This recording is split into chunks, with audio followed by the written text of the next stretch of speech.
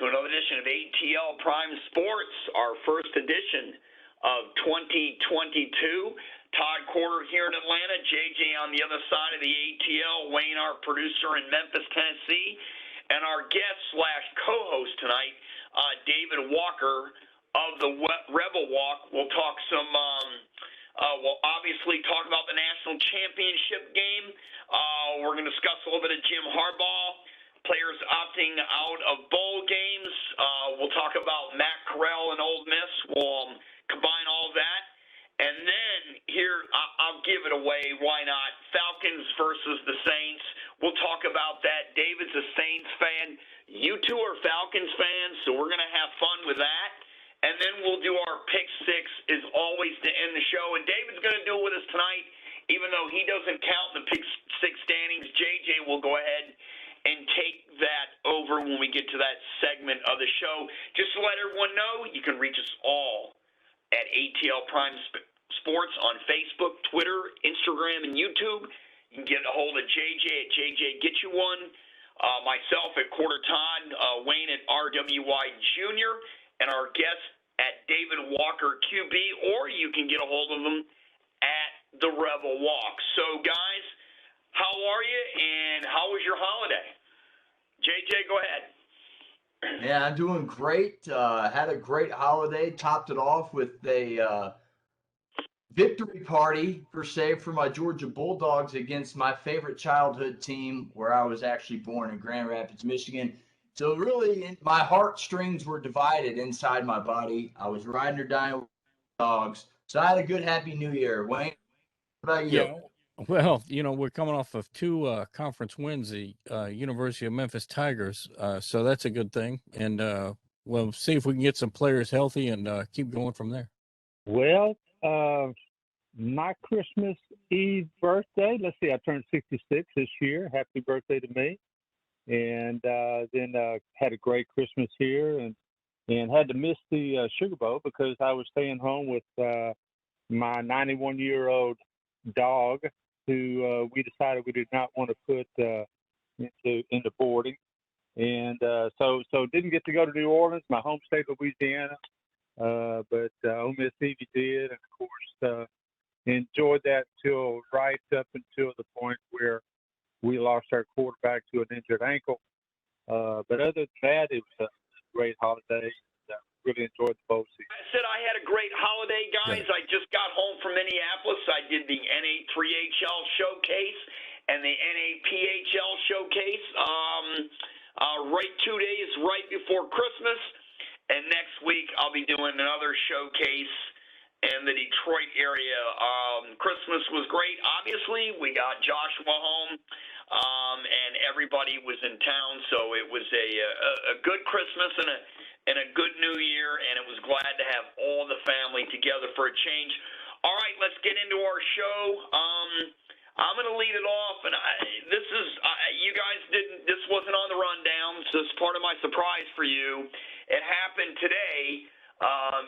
There was a reporter, AP reporter from the Chicago area, who basically said that, you know what, I'm not voting for Aaron Rodgers as MVP. He's a bad guy, blah, blah, blah. He didn't get vaccinated. He lied. So we're just going to exclude him from the MVP race.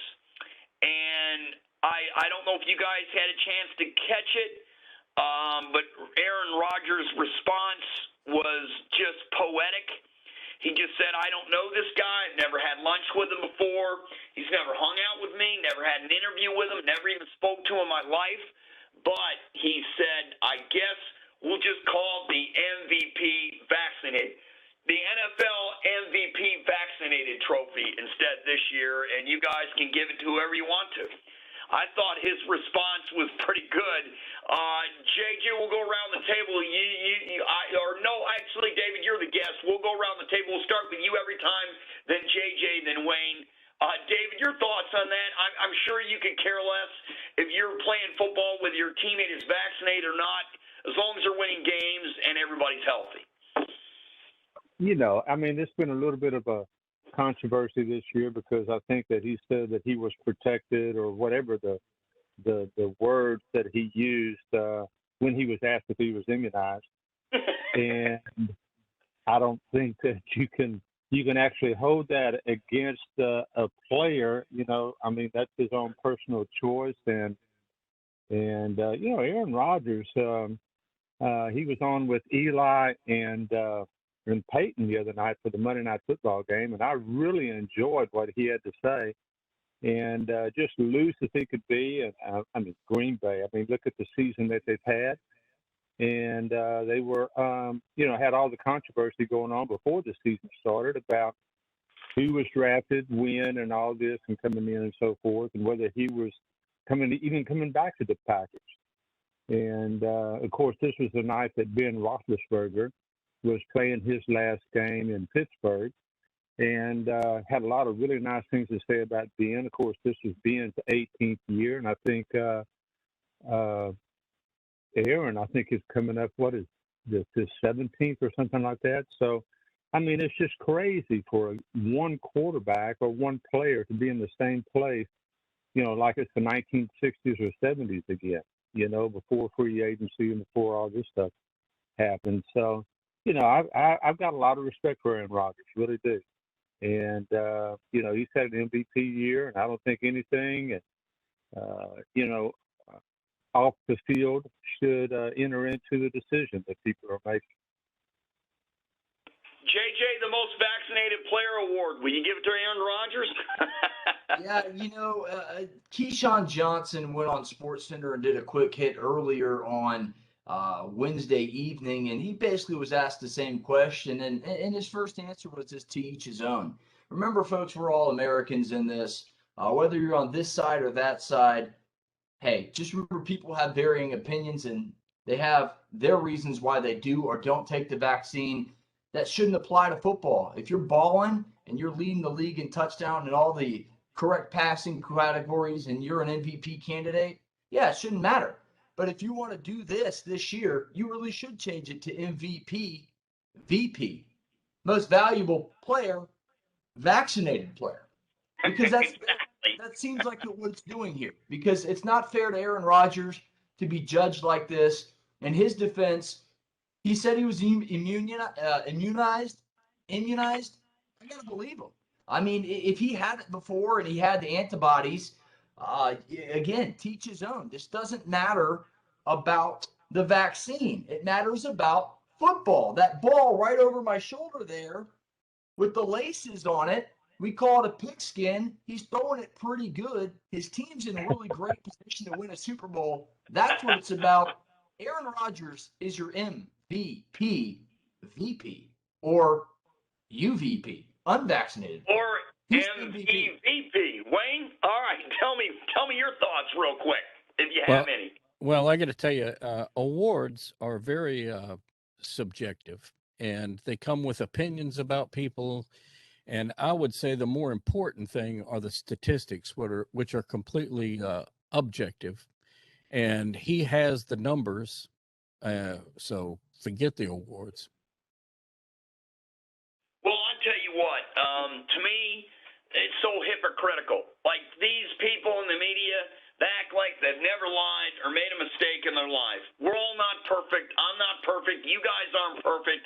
To me, it's absolutely ridiculous to criticize somebody because they lied whether they were vaccinated or not. It has zero to do with what they do, their performance on the football field. Ask his teammates. Ask every one of the Packers, Aaron Rodgers' Packers teammates, whether they want him at quarterback, and all of them are going to tell you yes, because without Aaron Rodgers, Green Bay doesn't have one iota of a chance to win the Super Bowl. He's the one that stirs the drink for the Packers on offense.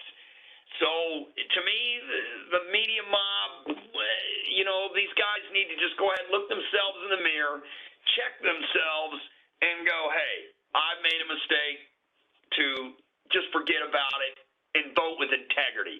And that's my thought on that. Guys, let's go ahead and switch over to college football. The national championship game, let's see, golly, it'll be on Monday night.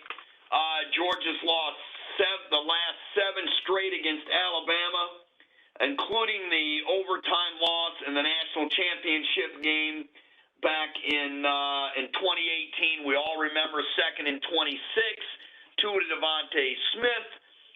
They've lost, plus 3 SEC championship games, and of course the latest one, which was on the 4th of December. Guys, give me a key to eat. I'll tell you what. There's so many keys to this game. Briefly, everybody give me 2 keys about the game, and David, go first. Then JJ, then Wayne. As a quarterback, I'm going to look at the quarterbacks first, and I think a lot of people would be amazed. I'm a QBR guy that ESPN puts out each week on every quarterback who qualifies after their games, and then of course it accumulates throughout the season. And I was just looking at the QBR just a moment ago for this season of the quarterbacks in all the conferences, including G5. And I see that Stroud is number 1 with a 91.6 QBR, but second is Bennett from the University of Georgia.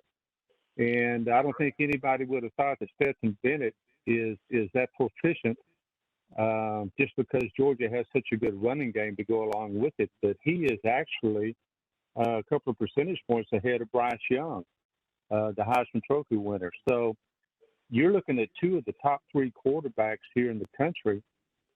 Caleb Williams is number 4 in QBR, and we all know how good he is, and he just entered the transfer portal, which, hope we get to discuss a little bit tonight. But when you're looking at the quarterbacks are top-ranked quarterbacks. I mean, sure, Stetson may be a walk-on, but, man, I tell you, he has really proven himself, and he's done it this year. And now he's just going to have to do it against Alabama. He hasn't proven yet that he can beat Alabama. And like you were saying, Todd, I mean, there are so many other keys that you can look at. You're looking at total yards. Alabama's number 7 on defense. Scoring, Georgia's number 7 on offense. Rushing defense, Alabama's number 3 on defense, giving up only 81.4 yards a game. And you just go down the list.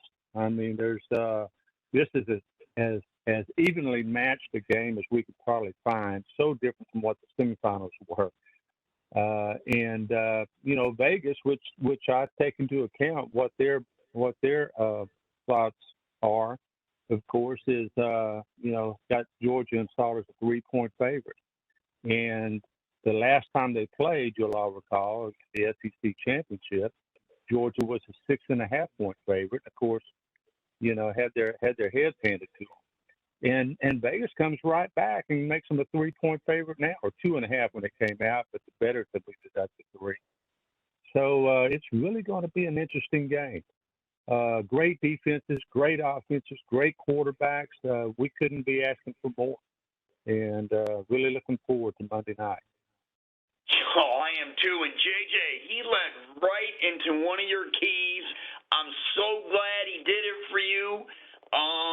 He led right into your biggest key of the game, and it has to do with the quarterback position. Take it away, man. Yeah, mine's going to be is who can get after the quarterback. And I'll tell you what, Georgia didn't do it very well in the SEC title game, and it showed on the scoreboard. A big fat goose egg for the Dogs in sack totals. They got 45 on the year, Todd. It's 4th in the country.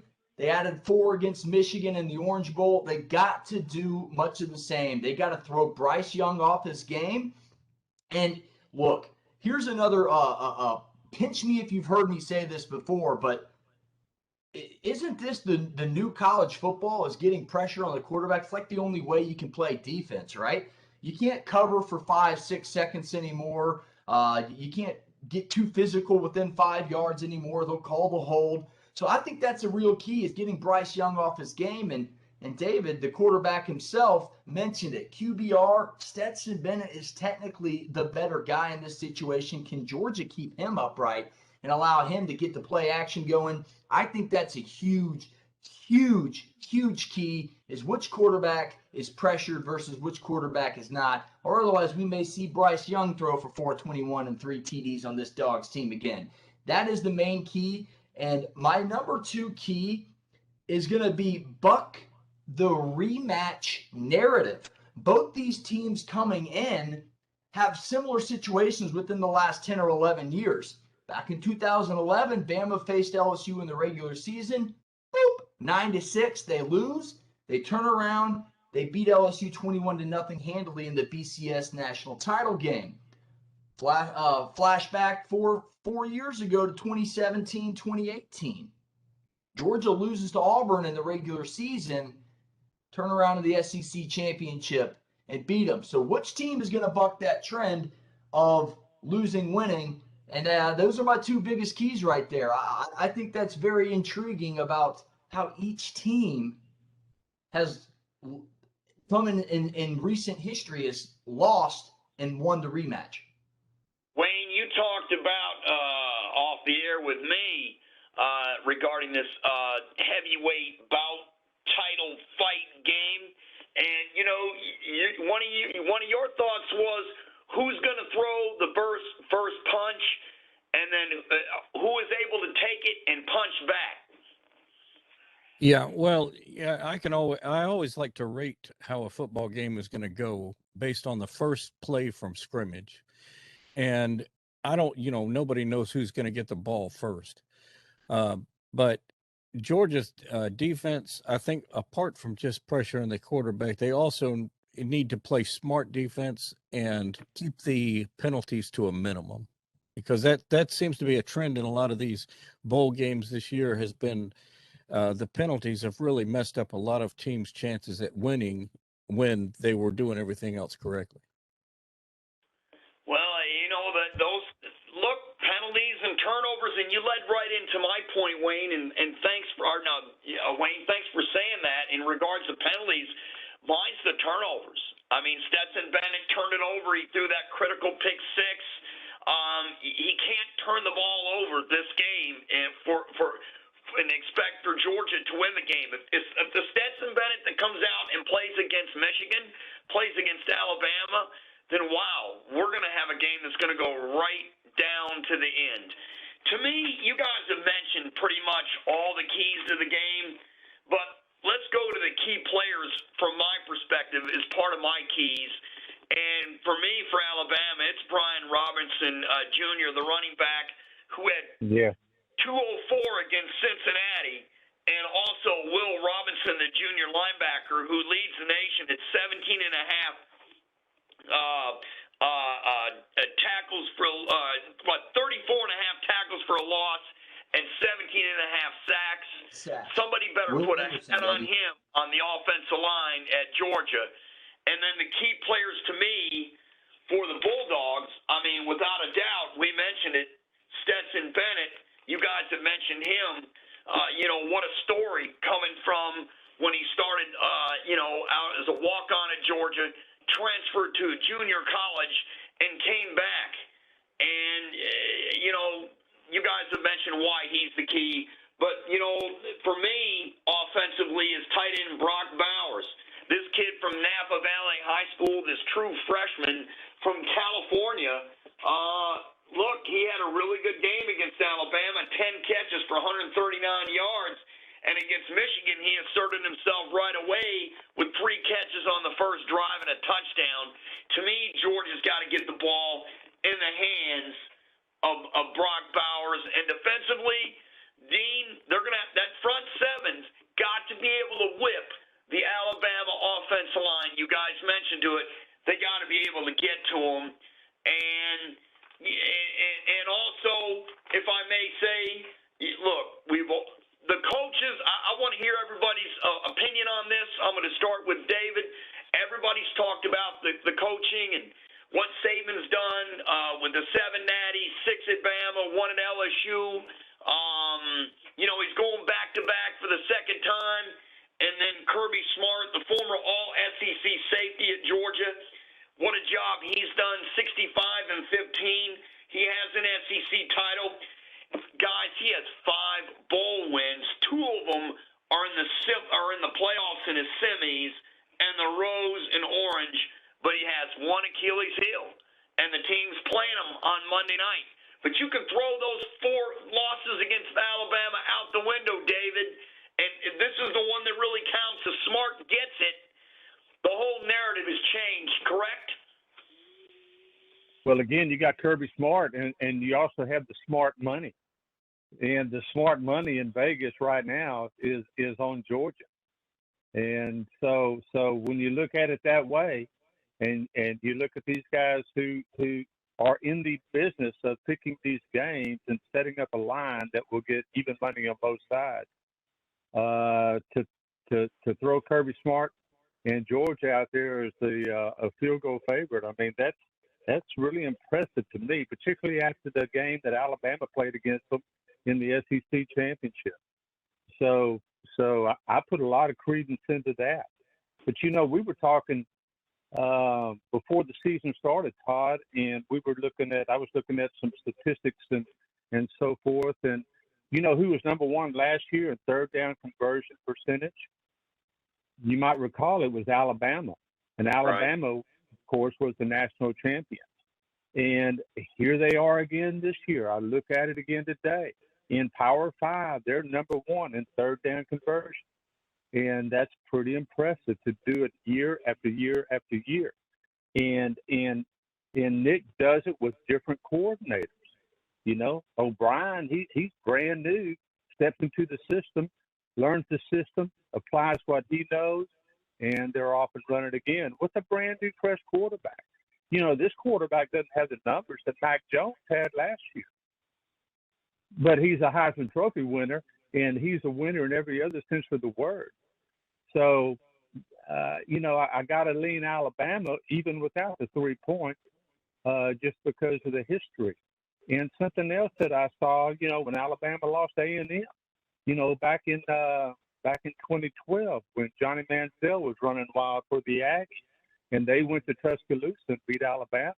That was the only game Alabama lost, and they won the national championship then. So I said when A&M beat Alabama this year, I said, well, here comes another national championship for Alabama, and I'll be darned if they're not set up for it. You know what, JJ? You know, this coaching matchup is fascinating, but the coaches aren't the one that's playing the football game. It's the players and the chess match. And David mentioned it, Bill O'Brien, the coordinator. But you know what? We can flip that script and go to the other side of the ball for Georgia and Lanning, the D coordinator, who's going to Oregon. Oh, man, would he love to go back to Oregon with Oregon, excuse me, I'll call it Oregon sometimes, Oregon, with a national championship ring, and he's got a great shot with that defense. Indeed, he does. Dan Lanning's got one more game as a Georgia Bulldog defensive coordinator. Then he's going to take it over to Autzen Stadium up there in Oregon, and guess what? He gets to face his former boss to start off the next year. I think coaching is a big key in this game. Look, this is Saban's 10th national championship game, folks. He's 7-2 in the previous ones. I think you mentioned key players in this game. I think Nolan Smith, junior linebacker for Georgia, is huge. He had 7 quarterback hurries in the Orange Bowl and a sack. And he said in a Mark Schlabach ESPN.com article, Todd, you'll love this, the best rush is the best coverage. If Georgia has the best rush and Nolan Smith is playing as good as he did against against Michigan, it's going to be tough for anybody to beat these dogs. This is a game where you could literally pick a card. You have 52 cards in the deck. If you split them down the middle, Alabama and Georgia, that's probably how this game's going to go. Which team's going to change up their game plan from the SEC championship and make those advantages, those changes during the progression of the game? Todd, you mentioned maybe trick plays here. Maybe that is a thing. We saw one against Michigan in the Orange Bowl, the half-pack pass. I didn't think Kirby had it in him to call a play like that. Maybe Monken overran it. But, hey, that is a big key. The coaches, the coordinators, Saban just replenishes and says, hey, rinse, wash, repeat. Let's see if the second time around Kirby Smart has some experience and this game gets going on Monday night with the coaching battle. Wayne, wow. I mean, these coaches, you know about them. This is just a heavyweight bout. It's so funny. Everybody was complaining that we could possibly get this game, and now we do. And to be honest with you, I think it's better we have this game. I'm going to take the opposite end of it. Your thoughts on that? Because this is a heavyweight bout fight. Who's going to throw that first punch? We talked about it earlier. And guess what? It's so funny. Everybody wants to expand the playoff. And you know what? If you expand the playoff, you might get a Final Four with 4 SEC teams. So, Wayne, your thoughts on what I just said and in terms of the coaching matchup?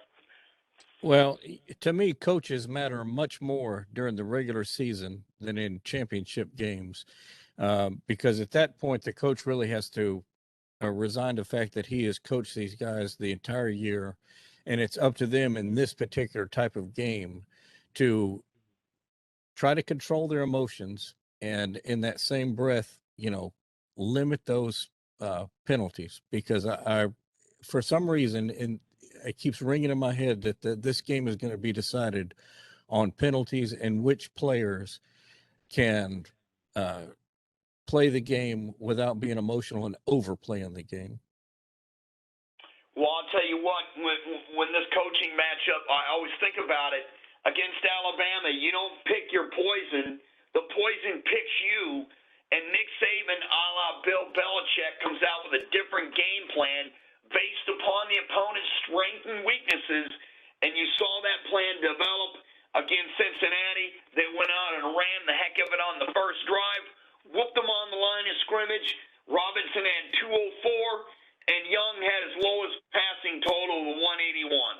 My guess is the script is going to be flipped.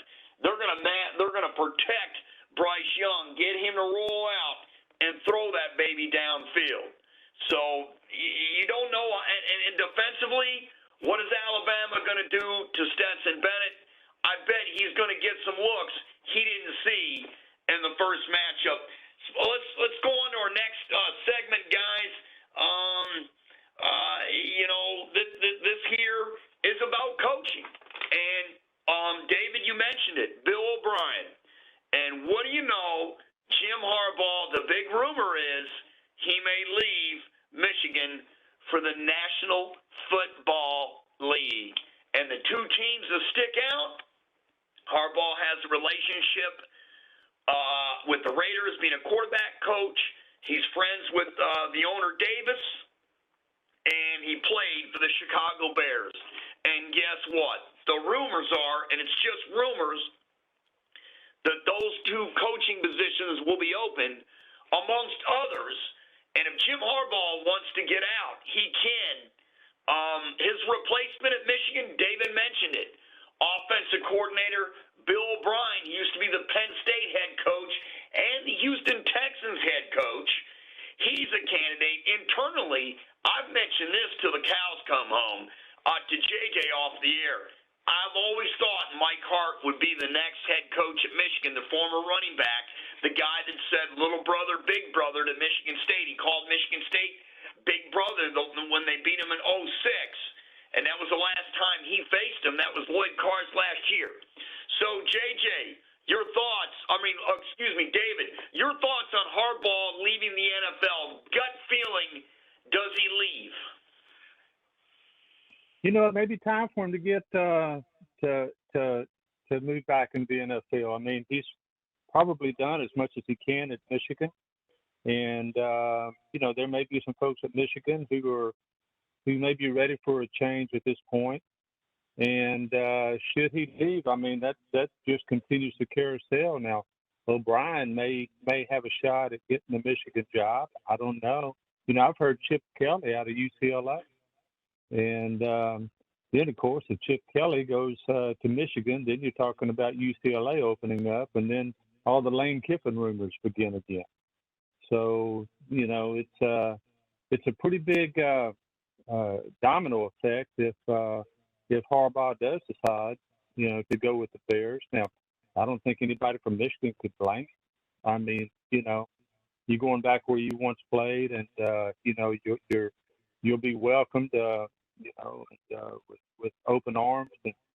And he's certainly proven that he could coach, as his brother did and as their dad did. So I think it may be a good move for him at this particular time, and also a good move for Michigan. Because there comes a time in most coaches' careers where it's just time to move on. It's the same thing I think that happened with Notre Dame's Coach Kelly when he decided to come down to LSU. There's just a time, when it's time to make a move. And this may be a similar situation now for Hardball. Could be, JJ. You know what? Jim Harbaugh's done everything at Michigan but win a playoff game now with this year. Had an excellent year. They won the Big Ten. They beat Ohio State. They still lost to Michigan State. They won the Big Ten title, beating Iowa. They get to the Final Four. They get boat raced by Georgia. Gut feeling, does he stay or go? I think he's a Michigan man for the rest of his life. I do. We've had John U. Bacon on this podcast. It's been about 2 or 3 years ago, and these rumors started back then. Oh, is he going to go back to the NFL? He hasn't left. Last year, same thing. Oh, the Michigan fans are stirring. They had a bad season. Maybe he'll leave for an NFL job. Nope, he stayed. Got him to the Orange Bowl in college football playoffs. First time an unranked team has gone from just that, unranked, to the college football playoffs. No, I think he stays. I think he's a great college football coach. I think he's a great NFL coach. But I think he loves his alma mater, and I think he's got a job to do there. And what is eye-opening is that Ajabo and Hutchinson both declared for the draft. I don't know if that has anything to do with it. But my gut feeling reflects John U. Bacon's. I think he stays. The rumors are just that. Wayne, it's not about money at Michigan. We all know they're going to spend it. There's just absolutely no question about that. They have the money. About Jim Harbaugh, it's not about the money. It's about the opportunity. Has he taken Michigan as far as he can take them? And is the time right for him to leave to go to the NFL, in your opinion? Well, of the two teams that you mentioned, the Las Vegas Raiders organization would not be one I would want to be a part of right now. And Chicago is not necessarily the place I would want to be at. And so just based on that alone, I don't think he's going to go anywhere. Wow. See, I went to Michigan. I think he's leaving. This is just a gut feeling. We don't know squat, okay, in terms of whether he's going or not. I think the time is right. They cut his pay a year ago. He made up some of it in terms of bonuses and handed it out to the staff and et cetera for those in the football office for his bonus money. I just think the time's right. I think after seeing the Georgia game and seeing Alabama, he's seen Alabama up close too. They've lost to them. I just think that, you know what, I'm still a long way away in the trenches in terms of talent on the O-line and D-line, even though I have a good one, to be able to beat these teams. And I think he's looking for a new challenge. And, he went to the Super Bowl, took him to the 49ers with Colin Kaepernick as his quarterback of all quarterbacks. And he came oh so close against the Ravens. And I think he thinks he has a better shot to win a Super Bowl than he does a national title at Michigan. Even on the flip side, Harbaugh's kids, they're going to the same school he went to. They're living in the same neighborhood. That's a positive. But, I mentioned money and the football revenues for the Final Four teams, guys. Georgia, 134,463,859. Michigan, 125,773,306. Alabama, 110, 110, and 211. Cincinnati, 15,782,967. And it's remarkable that Cincinnati financially made the Final Four in college football. That's the story of the year for me. Let's go on to our last subject for college football. Let's make it quick. Players are opting out of bowl games. Players like Matt Corral are deciding to play bowl games. We've seen the criticism on each side. Briefly, David, your thoughts. Well, back whenever I played, which was eons ago, I mean, we had 11 or 12 bowl games, and 4 of those bowl games were played on January 1st, and all the other ones were played at some point before then. You may have one or so after. We had a Sunday Sun Bowl game that we played in that was on a January 2nd, and it was the only game that was on that day because the Super Bowl was being played the following week with the Oakland Raiders, John Madden, Kenny Stabler, those guys. And so, I come from an era when you had 11 or 12 bowl games, and I don't even know how many games there are these days. What, 50, 45? I don't know. There's 44. There's 44. 44. So that's plenty. But what I'm looking at is the time taken away from the kids. I remember one kid from NC State when UCLA pulled out of the game 30 minutes before the game was supposed to start, and they said, we worked for a month for this game. I gave up my Christmas holidays for this game, and now we're not even playing. And if I could change anything at all, and we're going to have 44 bowl games, I put every game. I play every game within 2 weeks of the conference championship game. I play every bowl game within 2 weeks. Let those kids go home. They still have a week before Christmas starts. You could keep your January 1 football games if you'd like. You can keep the playoffs where they are. But let's get those bowl games out of the way. You got too many, and I think they just you'd have better participation if you went ahead and played them. Boom, boom, right after the season was over. JJ, players opting out of bowl games getting canceled because of COVID. Matt Corral played for Ole Miss. He was criticized. Players that didn't play, like Hutchinson, Hutchinson's the one that played, at Michigan, but they had players at Ohio State that didn't play, the 2-star wide receivers, They were criticized. Kirk Herbstreit got criticized by going old school by the media. Your thoughts on all that, quickly? Well, I think my thoughts are this. I think every player should play every game that they suit up for. But that's just my opinion. Teach his own. Really is what it comes down to. If you feel like you want to play out that commitment to your team, and do what's best for you. I think that is unfortunately the way of the game. I kind of like what David said about playing the bowl games earlier. My flip side would be to get these name, image, likeness companies to put educational and gameplay incentives into that NIL deal. That way you can say, hey, if you graduate and you play every single game of your college career, we'll get you this much more of a bonus once you get on out of here, getting yourself either ready for your life or life in the NFL. I think that's what name, image, likeness companies need to do, because I, for one, feel you should fulfill that commitment to your team and play the game. I love that Matt Corral did what he did.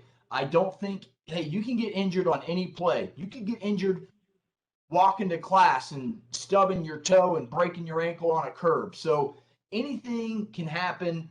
Go ahead and play your games. I think the key, get these name, image, likeness companies to put incentives in these name, image, likeness contracts that make these guys want to play, and give them a little bit of money for the pot, and maybe give some of the TV money back to these kids. That'll get you in the game. That'll keep everybody playing. Wayne, these guys opting in or opting out, it all has to do with a personal decision. It's a financial decision. Your thoughts on players opting in and out, what is JJ gave a solution? I don't think the NIL money is enough money, because these players that get drafted in the first round are going to get way more than NIL money. Hey, hold on now, Todd. I don't know what you're talking about, but there's rumors that Travis Hunter got $1.5 million down at Jackson State.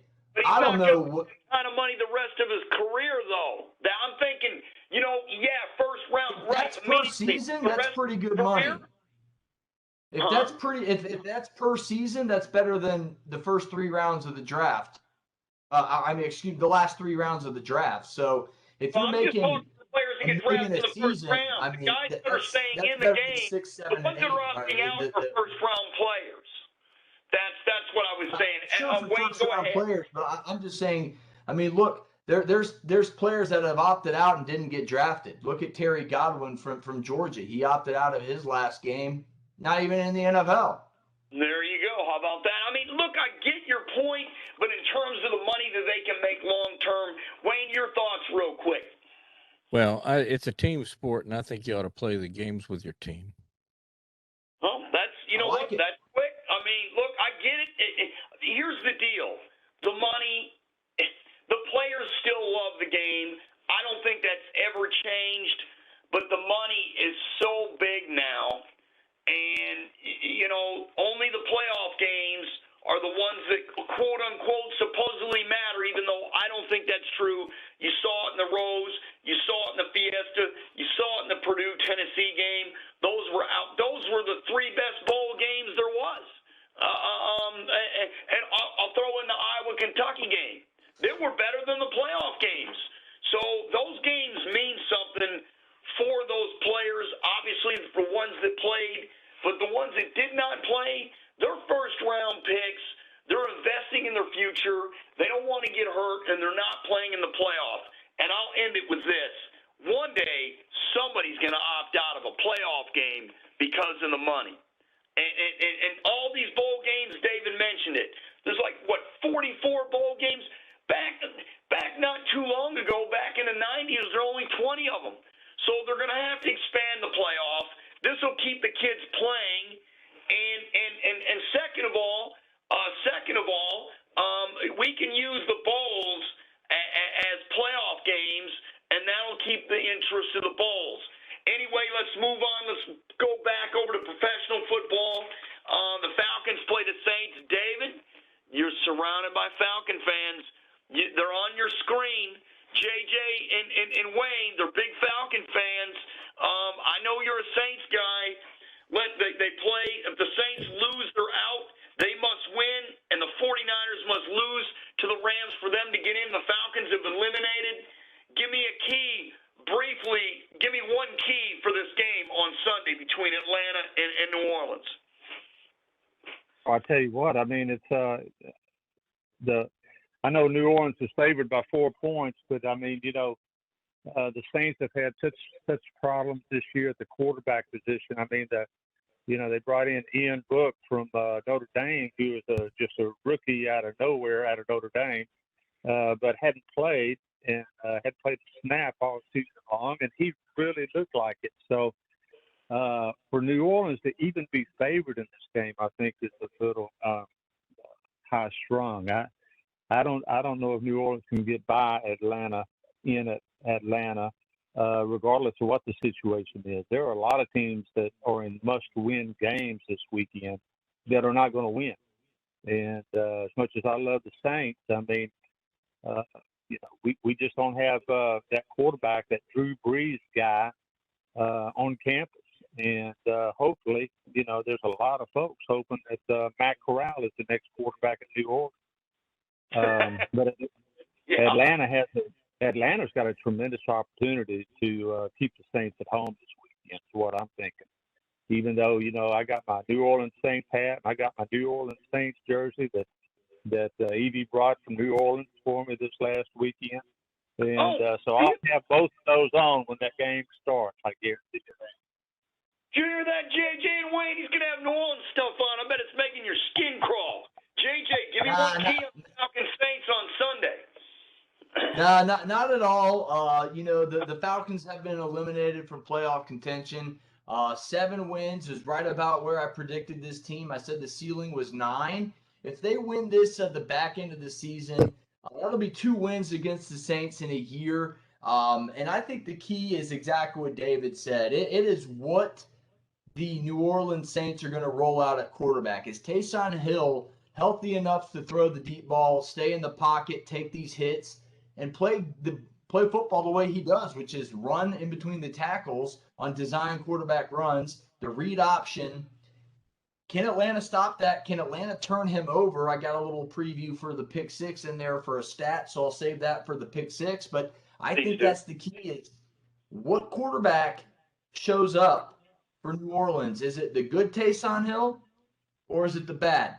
And that's the key to the game. Wayne, real quick, you have one? No, not really. You know, I'm a Falcons fan, and I'm just going to pick the Falcons for fan. Finally. He's giving it away early.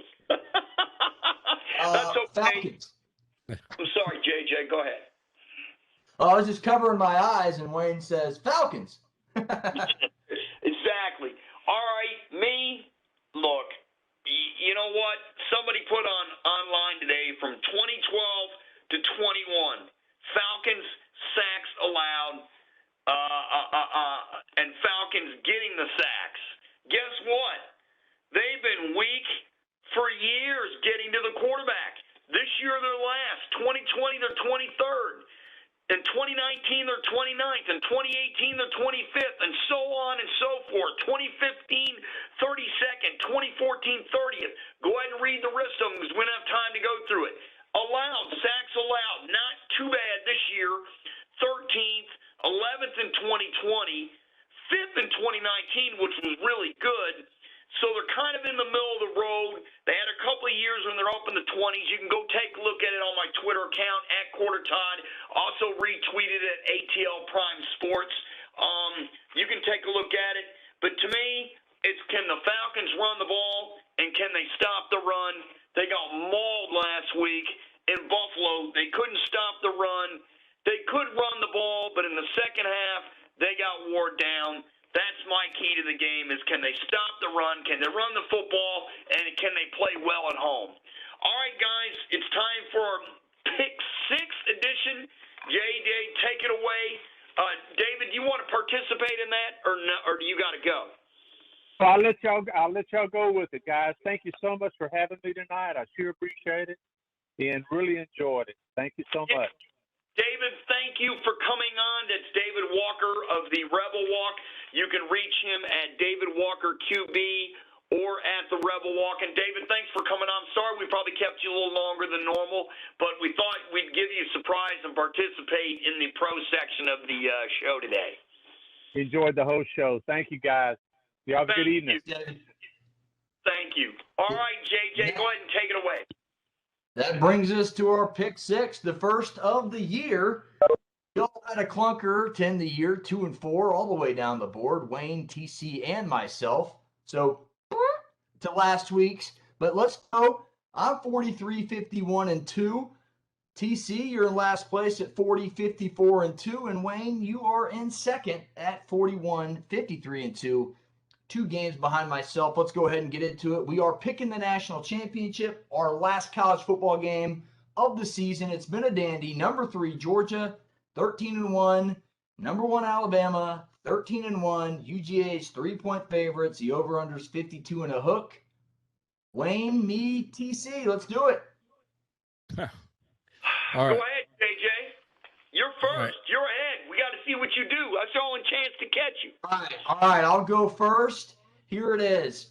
Georgia makes the necessary adjustments. They get the job done. They break the title drought. First one in 41 years. Stetson Bennett said something key to me that said he's going to get the last game behind him. He says, I'm not doing this for millions of people. I got a job to do for myself. Basically is what he said. I love it. Dogs make the adjustments. Dogs win the national championship. Dogs cover. Wayne? Well, I'm going to have to pull a little bit of strategy here, and I'm going to have to pick Alabama. I'm sorry. And you know what, Wayne? I've got Alabama too.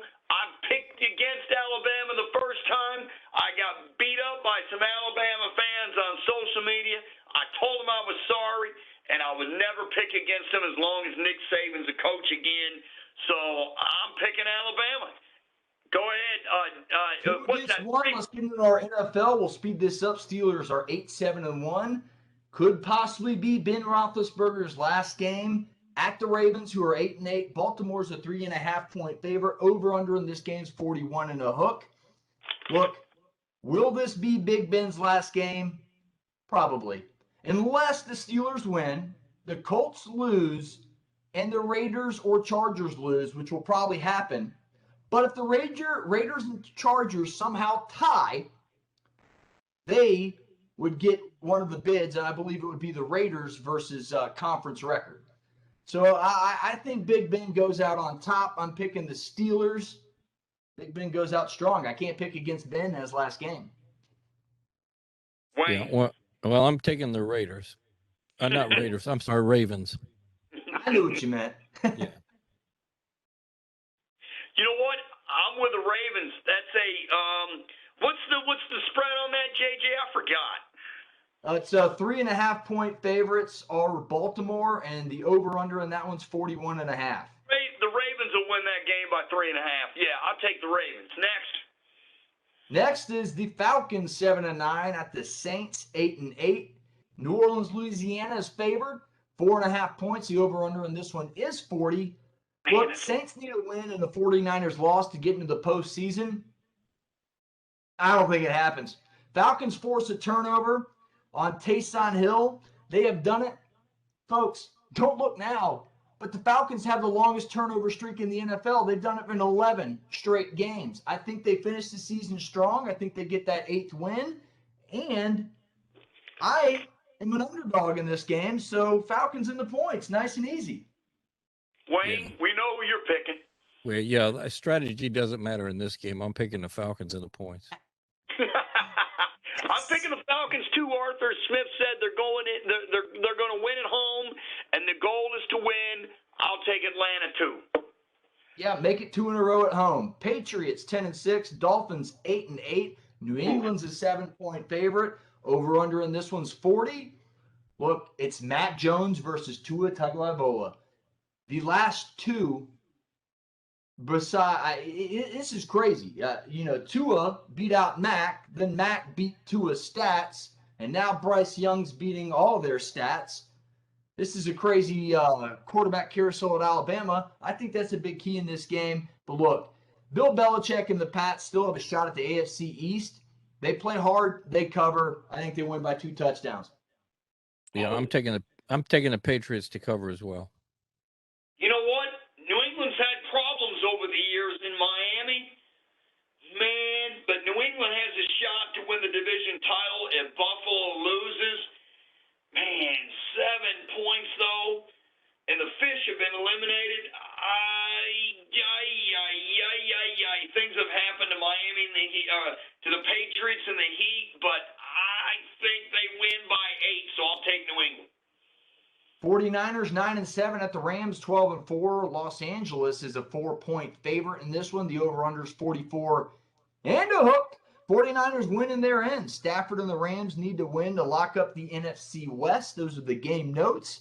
Look, I think Stafford outplays a beat-up Jimmy Garoppolo in that thumb. Stafford has had the turnover bug the last 2 games, 6 in the last 2 games, to be honest. But somehow the Rams have won 5 in a row. I think they stay hot. I think Matthew Stafford, the Bulldog, corrects his turnover issues. Rams cover. Yeah, I'm taking the Rams to cover as well because even if he turns it over, I think they're going to win. The Rams by 6. It's really close. The 49ers, they're playing for an awful lot. The Rams are obviously playing for position. Stafford's going to correct his turnovers just in time, but I'll tell you what, this is a difficult defense to correct your turnovers against, but I'll say the Rams, and I think it's by 5. Chargers 9-7, Raiders 9-7, a win and in game to end the NFL football season on Sunday Night Football. The Chargers, LA, again, a 2.5 point favorites. Just LA is the favorite again. Minus 2.5, over/under in this one's 49. These are Monday spreads, folks, so do remember that. Again, a win and in game for me. I like Carr and the Raiders. Raiders, winners of 3 straight, despite all that has happened during the season, with a couple DUIs, 1 DUI manslaughter, the coaching issue, all the issues. Somehow, some way, if they win this game, they're in. I think they get over the distractions. The defensive back who was arrested for DUI earlier in the week will play. And I think the Raiders and the points are the safe bet. That's what I'm taking. Well, I'm taking the strategy on this one too. I'm taking the Chargers to cover. Go Chargers, go. You know what? Too much drama for your mama. I'm going with the Chargers too, and Jim Hardball will be the next coach of the Raiders. There you have it. That concludes our pick six. Ladies and gentlemen, enjoy. Todd, Wayne, it's been a great show. Guys, I hope this MLB lockout gets situated and the Braves re-sign Freddie. That's my final thought. I'm glad he just jumped right into baseball. I like it. You know what, guys? I had a lot of fun.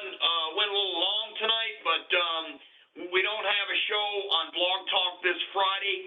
We'll have one 2 weeks from Friday. Will be our first show on Blog Talk. I want to thank David Walker for coming on. I want to thank you, Wayne, for producing our show and participating. I want to thank you, JJ, for helping me out in terms of putting the show together. And guys, we'll be on next week. We'll have one show, and then we'll go back to our two-show format. Their show on Blog Talk 2 weeks from this Friday will be live, 1-347-205-9631, blogtalkradio.com. And we'll have our first show. I'll be out of town next Friday. I'll be in Detroit broadcasting a hockey tournament. That's it, everybody. Until then, have a great week. Get you one. If you like this video, please give us a like. Please give us a subscribe. For TC, for Wayne, I'm JJ. See you guys later.